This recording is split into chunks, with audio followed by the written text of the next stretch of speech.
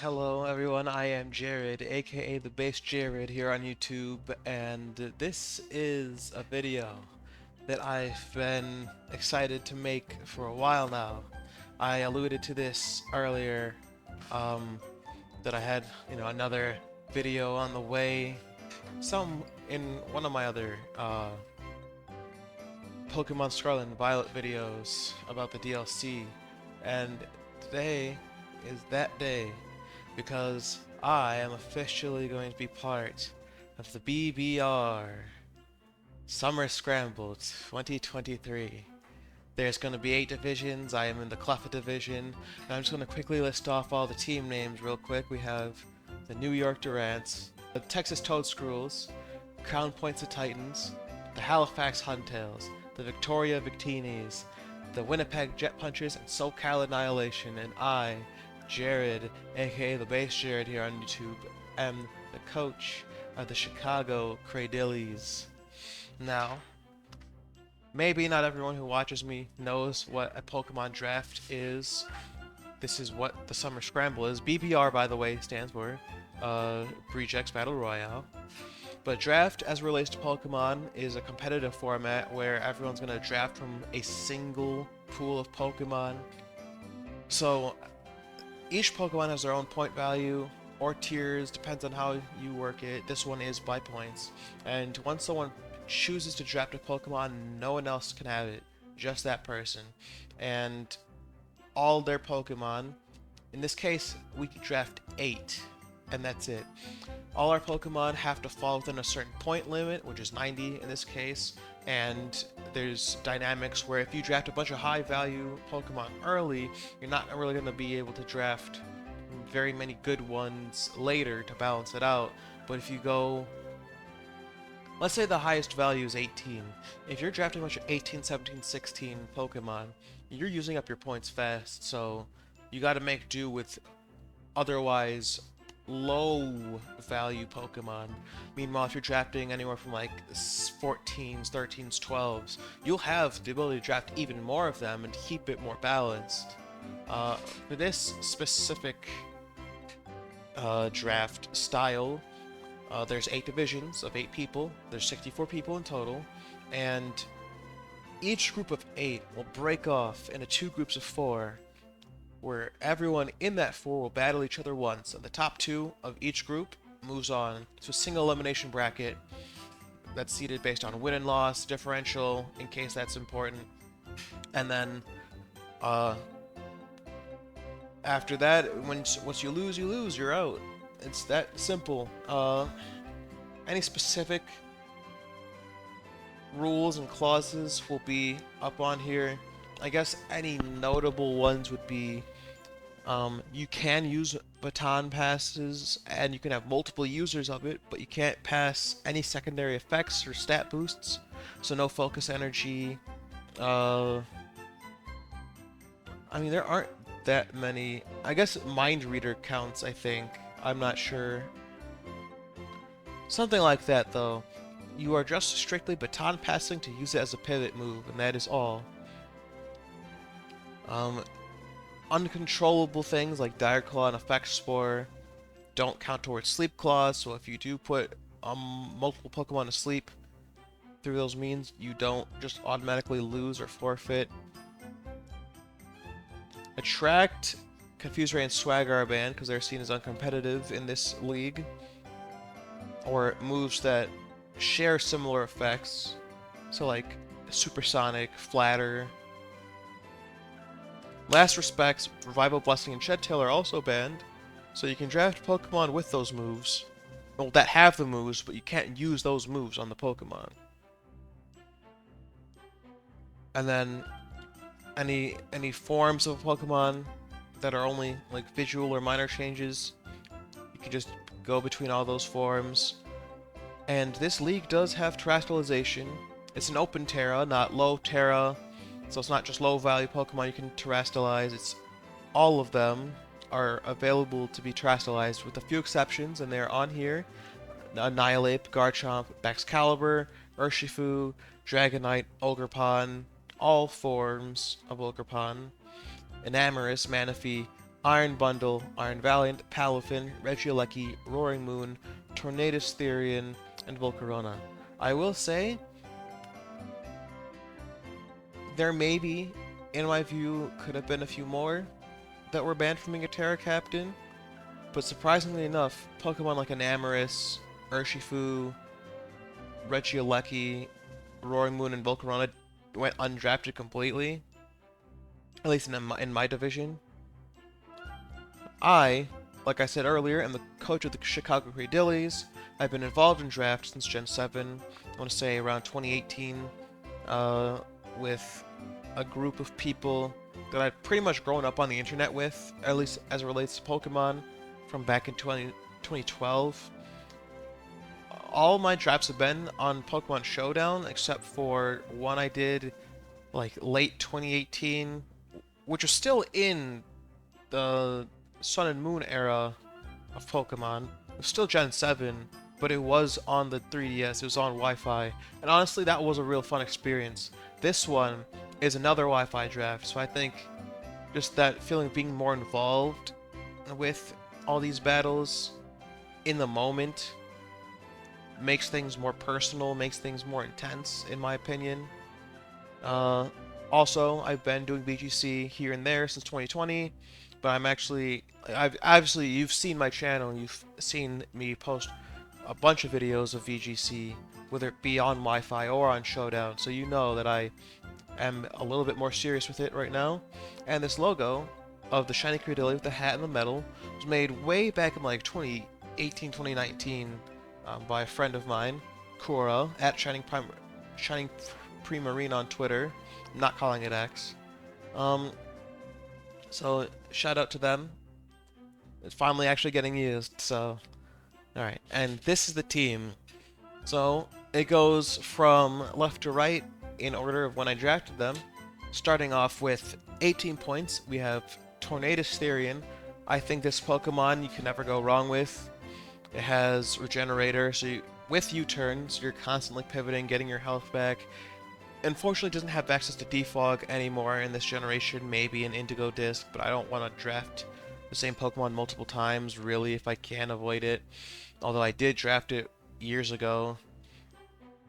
It does get Nasty Plot, Sludge Bomb, Psychic, Hurricane, Bleak Windstorm, Heat Wave, Knockoff, Superpower, Acrobatics. It has a lot of things it can do. Tailwind, Taunt. You can pretty much fit Tornadus to do a lot of different things on your team. I think primarily what I'm going to be using it for is utility stuff, like U-turning to pivot into Pokemon that are meant to be sweeping on my team, maybe Tailwind. Hurricane is really solid, so is Bleak Windstorm. So I think he's just a really safe Pokemon that I can handle and use well. The next one, though, this will be my first Gen 9 draft, so I went with a Gen 9 Pokemon in Baxcalibur. This one just got quick banned from Scarlet and Violet OU with the addition of Scale Shot to its move pool. Luckily, this draft was going on before that happened, and I'm sure that if it was just a little bit later, maybe it would have increased its point value, but I got this for 16 points, this Baxcalibur, as access to Dragon Dance, Scale Shot, obviously. Glaive Rush is just a nuke for anything that doesn't resist it, and honestly, for some Pokemon that do resist it, it'll still hit incredibly hard. It's Body Press, it gets Earthquake, it gets Icicle Spear. Icicle Spear and Scale Shot would go really well with Loaded Dice, I think. Ice Shard for priority. Icicle Crash. It just has a lot of strong moves that it can take advantage of. Its move pool is a little bit limited, but considering the Pokemon, you don't need it to do everything for it to be really great. But it does do a lot of things well. It also gets Substitute, and it pairs very well with the next Pokemon I drafted. These first three were very specifically intentional, and then I decided to build the rest of my team based off of what I already had, and that is Slowking. Johto form. I debated on that or Galarian Slowking, but this Slowking is worth just a tiny bit less, which allows me to get a little bit more higher value Pokemon, and it still is going to do what I want it to do. It also gets Regenerator, it has Chilly Reception, so it and Tornadus Therian form a Regenerator core, so I'm constantly healing and healing, pivoting out into other things to help benefit my game state. But this time, this also has, I think it still has Slack Off, I could be wrong.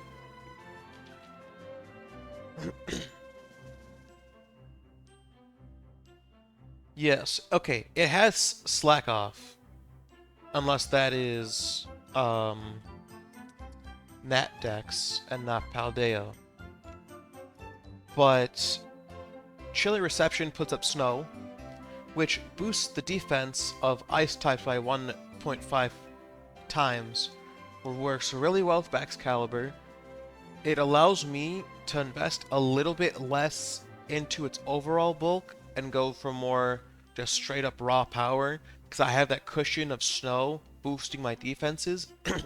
And in games where I don't want to run Thermal Exchange, or I don't plan on switching into fire moves or anything like that, then Ice Body with Substitute and Leftovers allows me to be healing a large chunk of HP per turn just passively.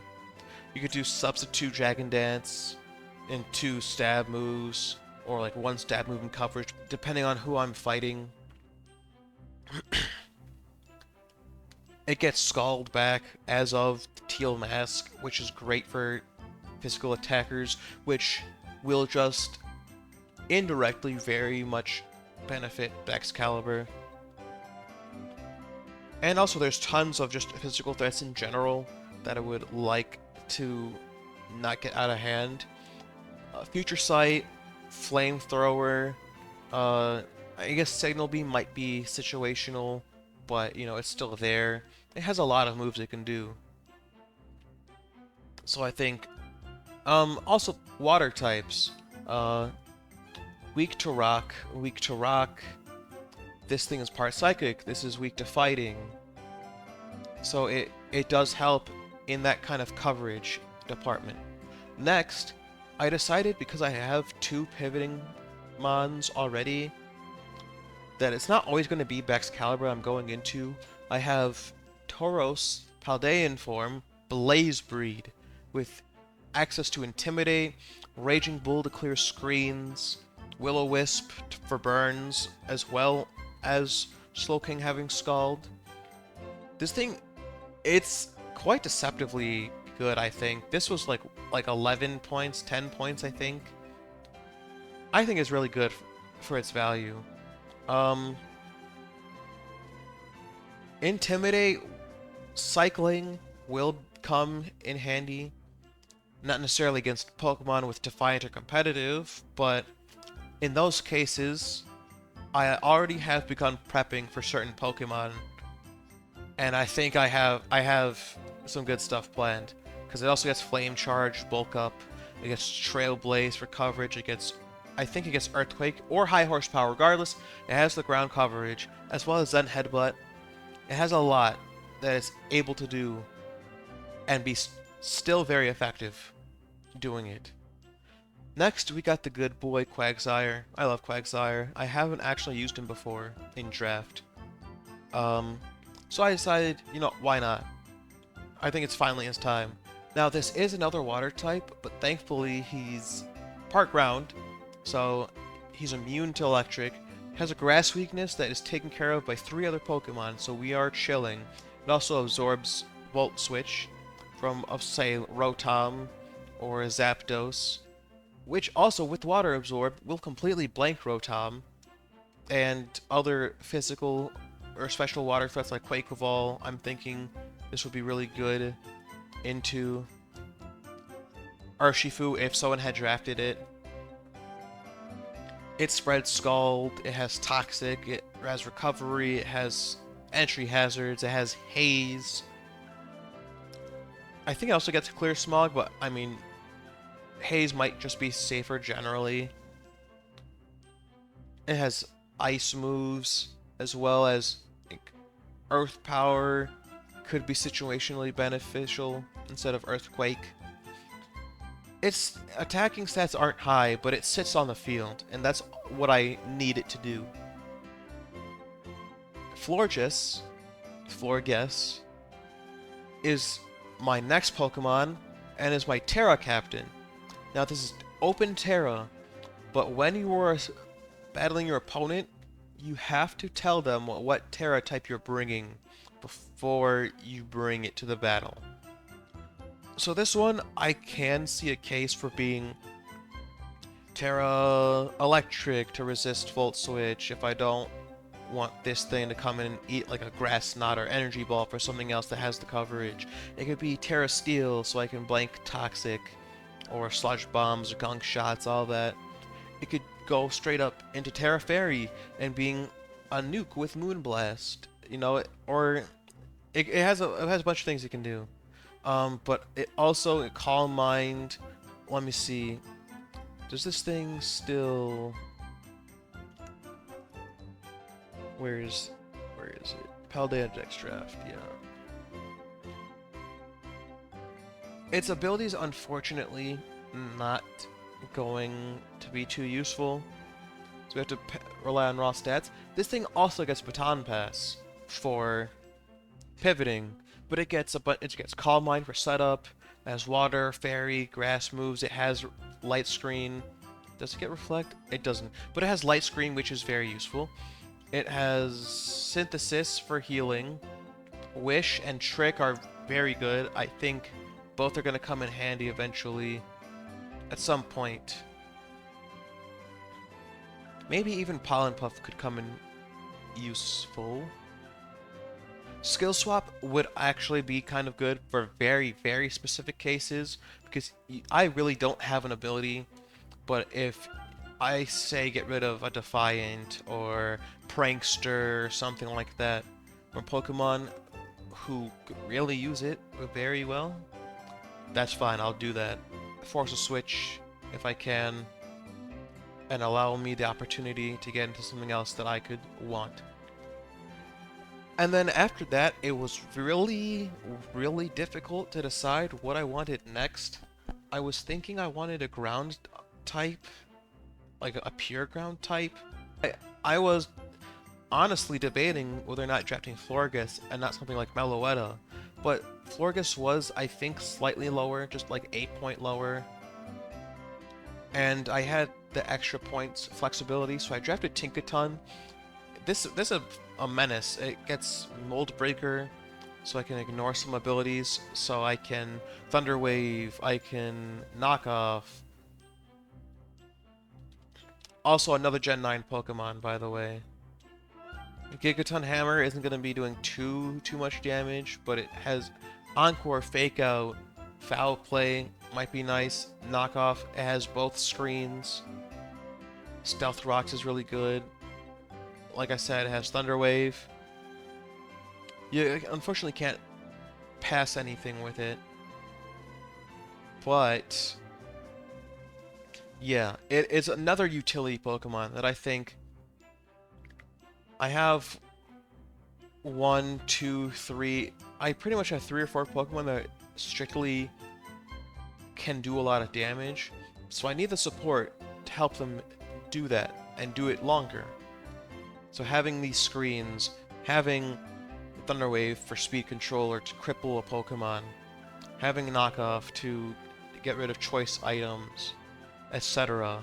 is really good. Or Encore to lock someone into a setup move or just a not good move to either force them to switch or help me win the game pretty much. And at that point, I decided, okay, I have a Pokemon that blanks electric moves, but is still at risk from Pokemon like Thundurus that can run Grass Knot, or this another Pokemon that can run Energy Ball or Giga Drain. So I also wanted not just a Gen 9 Pokemon, but a new Gen 9 Pokemon, a DLC Pokemon. So I drafted Diplin. Now we know from testing that Eviolite works on it. I'm not sure if that's a bug or not, but it has, what, base 80 HP and 110 defense? This thing is very tanky physically, and 80 special defense isn't bad either. Like 319 defense with Eviolite, and that's neutral. 350 defense with Eviolite's disgusting. But I mean, it gets sticky hold, so I'm not gonna lose Eviolite, and Knockoff just got redistributed like crazy this DLC. Super Sweet Syrup, probably not gonna see much use unless I'm running like really risky moves. But I mean, it obviously gets your standard stab moves. Also Gyro Ball for fairies, maybe. It gets Reflect. Doesn't get Light Screen, but it does get Reflect, which is great. Syrup Bomb lowers speed every turn for 3 turns. Now, is it the most powerful or accurate move? Not necessarily, but speed control is something I could never go wrong with. Baxcalibur's speed, while it's not bad, isn't amazing. It's 87. There's a lot of Pokemon that are really good, that are base 90 and above, that I won't be able to outspeed until I get a speed boost. So if I can get a speed drop on them, or I can paralyze them, and just having to skip setup altogether so he can come in and wreck just the entire team, that would be really nice. And for Pokemon that don't have a way to switch out, Diplin does have Infestation, which isn't normally a great move, but I mean, it does work. And plus it gets pounced too. Its attack isn't that much worse than its special attack, and I'm not going to invest in it either way. So having 2 different options for speed control, or having a move that punishes having high speed, and Dragon Tail to phase enemies that want to set up, and it has recovery as well. This thing has just enough, I think, that it'll make it useful, while also being super resistant to grass and electric. So while I don't have another Pokemon that's completely immune to electric like I do in Quagsire, I have one that doubly resists it while not also being weak to grass in return, which is good. And ice types, I mean, I have a resistant steel. I believe this resists ice, and Slowking resists ice as well. So that's not a big weakness that I'm concerned about. And there aren't many great fairy types either for the fairy side of things. But that's my team. This can go a few ways. Because we're in pools, and I'm gonna face 3 people, only the top 2 in the groups move on. There's very easily the chance I only have 3 battles in this league, which I'm hoping isn't the case. Obviously, I'm gonna try my best. I'm gonna have people, hopefully alongside me, to help make sure that prep goes well, so I can at least make it to the elimination stages. So, after pools, let's hypothetically say I make it out. That goes from 64 people to 32, to 16, 8, 4. There's not too many battles after that, but any loss after that just completely takes me out. So, I'm going to say it now. I am trying to play to win, but I also am doing this to have fun. This is my first Wi-Fi draft league in years, and this is my first Gen 9 draft, and this is the first one that I'm making YouTube content for, which I think is going to be really exciting. So, you have the team, you have my intentions, you know what the teammates do. I am very excited for this season. But that'll be all for this video. You'll have to wait and see the actual battles take place, which of course I'm going to upload, win or lose. So I'll see you in the next one.